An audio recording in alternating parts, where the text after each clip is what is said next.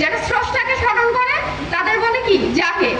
সেক্ষেত্রে শুধু আক্রোশে আমরা যাই তারাই কিন্তু জাকের না।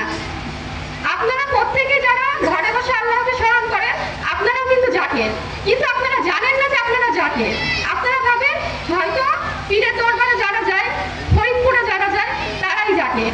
আসলে জাকের আমরা প্রত্যেকেই, কিন্তু আমাদের বোঝার কিছু ভুল থাকে। একটা কথা বলে আমি শুরু করতে চাই।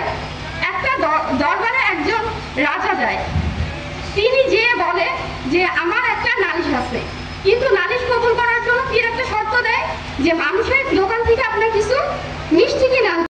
বাংলাদেশে কোনো গণতন্ত্র আছে?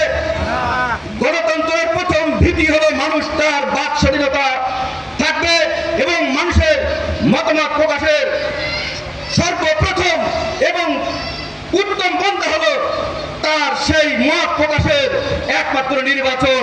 সেই নির্বাচনে যদি আমাকে জিম্মি করে, আমাকে ভয় দেখিয়ে, আমাকে হেলমেট বাহিনী দিয়ে নির্যাতন করে আমার